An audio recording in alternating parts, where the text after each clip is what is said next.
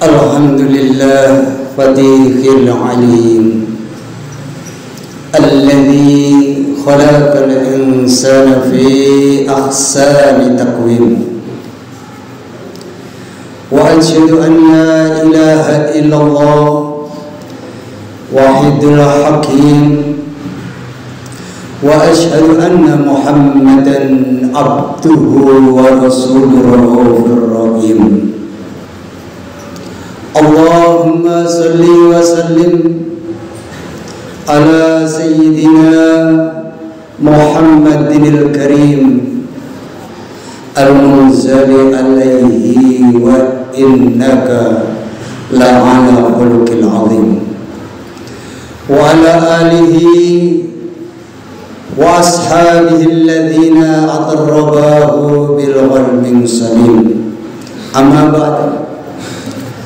Faya ibadallah ittaqullaha haqqa tuqatih wa la tamutunna illa wa antum muslimun wa alamu annakum qadimuna illa Allah wal lamdul summa qadamat liwat wa taqullaha innallaha khabirun bima ta'malun.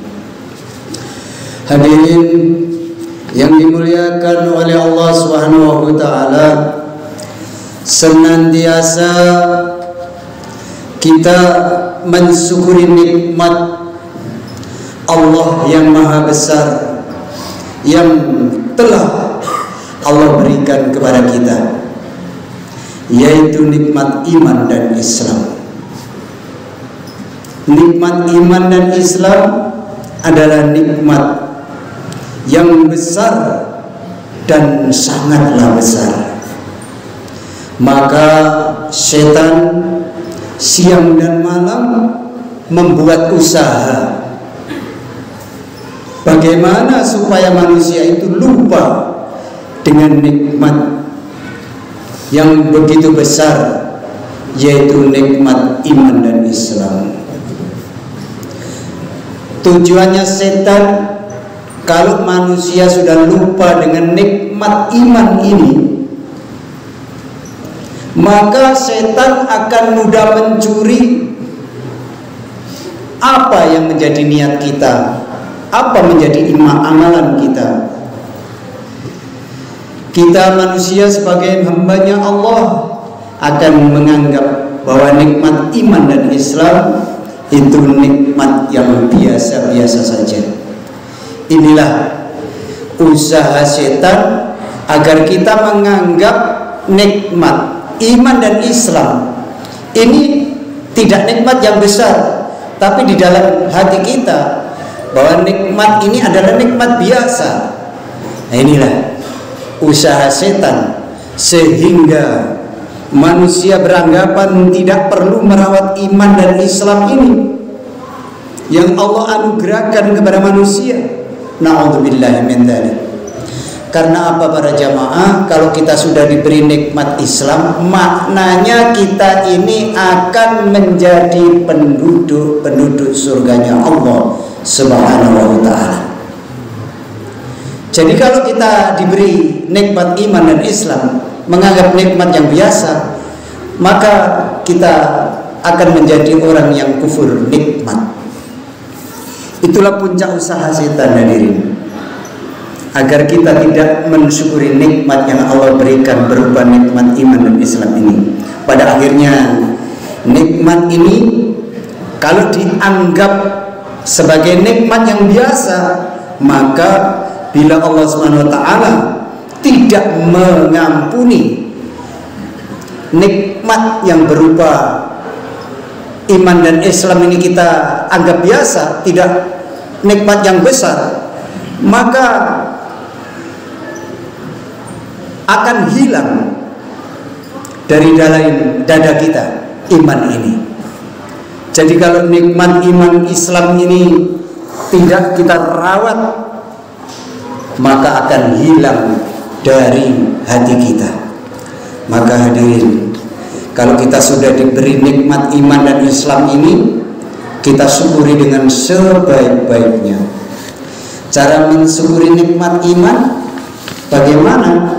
Yaitu dengan cara mengikuti apa yang diajarkan oleh baginda Nabi Muhammad sallallahu alaihi wasallam.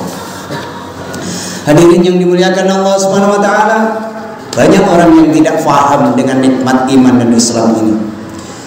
Karena di antara nikmat besar yang diberikan oleh Allah Subhanahu wa taala kepada kita adalah kita dijadikan oleh Allah Subhanahu wa taala umat yang mulia, baginda agung Nabi Muhammad sallallahu alaihi wasallam.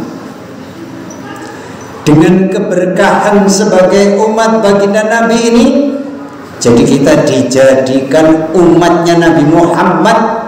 Ini adalah suatu keberkahan.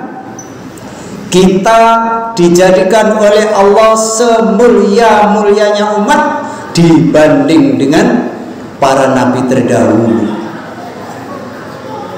Maka kita harus syukuri karena Nabi Muhammad adalah semulia-mulianya nabi. Karena kita dijadikan oleh Allah Subhanahu wa taala sebagai umatnya baginda Nabi Muhammad sallallahu alaihi wasallam, maka amalan yang nilainya sedikit. Jadi kita ini karena umatnya Nabi Muhammad amalnya sedikit, tapi Allah muliakan, pahalanya sangat besar. Seperti halnya sering kita dengar, sering kita sampaikan, tetapi banyak orang yang belum bisa mengamalkannya, terutama pada hari Jumat. Nabi katakan kalau hari Jumat penduduk mukim, ini harus selalu diingatkan, penduduk asli di kampung itu kalau sholatnya istiqomah telat, maka dia mendapat azab. Karena ketika sholatnya dinaikkan ke langit, gelap gulita, dipenuhi cahaya gelap, maka Allah katakan ini amalan apa? Amalan kok buruk seperti gombal amok. Nah ini ya yang tidak sering kita pahami hadirin. Maka perlunya ilmu, perlunya kita diberikan hari Jumat oleh Allah sebagai umatnya Nabi, supaya kita apa? Mau belajar dalam satu minggu, pernah mendengar nasihat-nasihat yang Allah berikan lewat Al-Quran, nasihat-nasihat Rasulullah lewat hadis-hadisnya, sehingga kita paham. Amal sedikit kalau kita paham ilmunya, berulang kali dikatakan, 1000 kali dihitung amalan, 1 kali beramal, ribuan tahun beramal. Itulah kalau kita paham ilmunya sebelum beramal. Maka hadirin dimuliakan Allah, kita harus pahamkan sebelum mengamalkan sesuatu amalan, sehingga setiap beramal kita gembira seperti menemui hari raya yang selama-lamanya.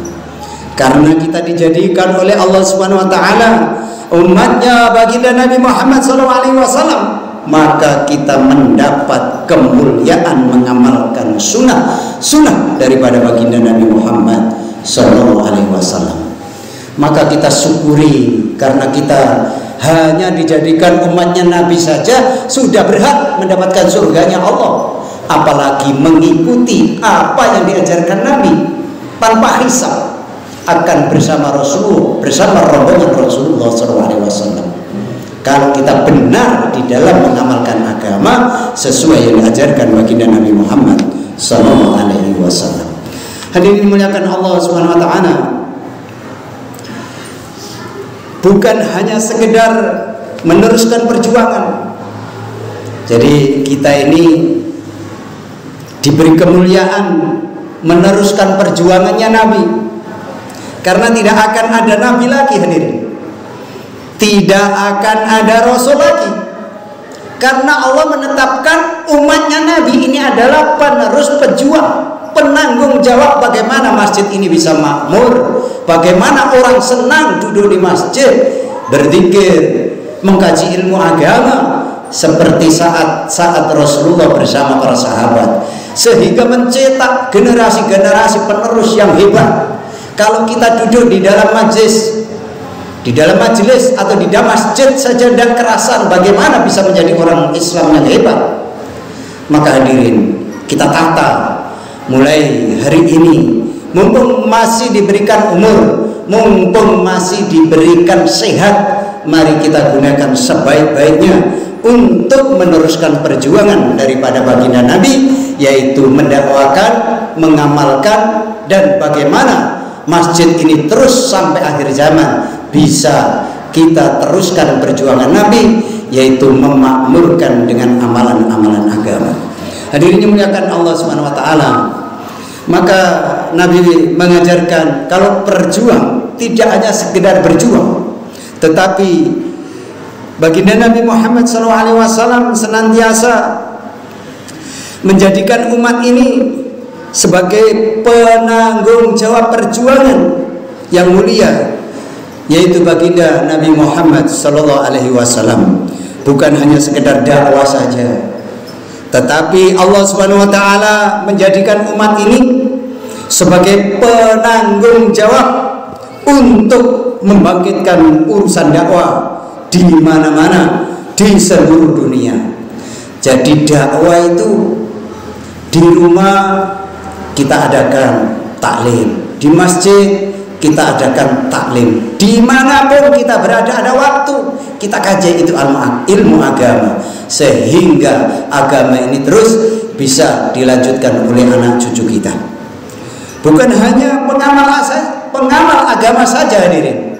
Jadi penting ngamal agama ya sudah, tidak seperti itu yang diajarkan Nabi. Bagaimana ngamal agama yang sudah baik bertambah baik, yang sudah ngamal agama di rumah hijrah ke masjid, itulah perjuangan, itulah jihad sesungguhnya pada akhir zaman ini, yaitu memperbaiki amalan-amalan yang sudah baik bertambah baik. Jadi tidak hanya sebagai penyeru agama saja, tetapi penanggung jawab yang merintis, memulai dan membangkitkan kerja agama. Jadi agama ini adalah kerja, kata Nabi. Nabi kalau tidak bekerja, maka kita tidak akan bisa hidup damai seperti hari ini. Mungkin masih seperti zaman jahiliyah yang kuat menindas yang lemah. Karena datangnya uswatun hasanah, yaitu baginda Nabi memperbaiki akhlak daripada kehidupan manusia, maka manusia bisa hidup berdampingan, hidup saling menyayangi. Itulah perjuangan dan kerja daripada baginda Nabi Muhammad SAW. Hadirin yang muliakan Allah Subhanahu wa taala. Allah Subhanahu wa taala telah memberikan karunia yang begitu besar kepada kita, yaitu kitab Al-Qur'an. Adalah kitab yang dijamin keasliannya oleh Allah Subhanahu wa taala sampai hari kiamat. Adalah satu-satunya kitab dari Allah Subhanahu wa taala di dunia ini sampai nanti dijaga keasliannya oleh Allah. Al-Qur'an dikaruniakan kepada umatnya. Nabi Muhammad senantiasa bisa berhubungan dengan Allah. Jadi kalau kita ini mempelajari Al-Quran, sesungguhnya kita tiap hari berhubungan dengan Allah Subhanahu wa taala. Jadi cara berhubungan dengan Allah, cara hidup bahagia, cara mencapai hidup tentram, semuanya sudah diberikan oleh Allah Subhanahu wa taala di dalam Al-Qur'an. Maka kita harus mengkaji Al-Qur'an dengan terus belajar dan belajar, sehingga kita akan menjadi orang-orang yang beruntung. Al-Qur'an menjadi kebanggaan nanti di hari kiamat, bukan hanya sekedar kebanggaan bagi yang membaca, tetapi juga menjadi kebanggaan bagi kedua orang tua. Jadi kalau orang tua itu disiksa di alam kuburnya, kok anak ini di dunia ini bisa membaca Al-Quran? Mungkin membaca hanya bisa qul huwallahu ahad, itu dibaca saja, siksa kubur langsung berhenti, Pak. Jadi malaikat itu malu ketika anak-anaknya membaca Al-Quran, berzikir kepada Allah, melaksanakan sholat, diminta ataupun tidak, seluruh amalan anak ini akan mengalir kepada orang tua. Karena apa? Karena jeripayah orang tua mendidiknya itu, sehingga dia tetap mendapatkan walaupun sudah meninggalkan dunia ini. Maka hadirin yang dimuliakan Allah Subhanahu wa taala, sekarang mungkin belum tampak karena kita masih di dunia ini hadirin. Akan tetapi nanti di akhirat, orang yang meremehkan perkara ini akan menyesal. Orang yang menumpuk-numpuk harta akan menyesal. Allah katakan musibatul utmah, musibah terbesar bagi kehidupan manusia ketika dia mencintai dunia, lupa untuk kehidupan akhirat. Kita dikirim di dunia ini bukan untuk dunia, tetapi untuk akhirat. Tidaklah aku ciptakan jin dan manusia kecuali hanya beribadah, mencari bekal kehidupan akhirat yang selama-lamanya. Maka dunia ini kita tidak lama hadirin, 60 sampai 70 tahun saja. Kalaupun ada yang lebih jarang sekali. Karena tempat kita bukan dunia ini, harus kita renungkan dalam-dalam agar kita tidak dunia semata. Tetapi dunia kita pikirkan, akhirat lebih kita pentingkan. Karena dunia sebentar lagi akan kita tinggalkan. Akhirat, kehidupan yang nyata yang tidak akan ada habisnya. Maka mumpung diberi umur, mumpung diberi sehat, kita gunakan sebaik-baiknya untuk mengamalkan agama dengan sebaik-baiknya, sehingga kehidupan akhirat kita akan menjadi bahagia yang selama-lamanya. Kita bersyukur kepada Allah Subhanahu wa taala karena Allah masih memberikan kesempatan kepada kita untuk membangun akhirat kita.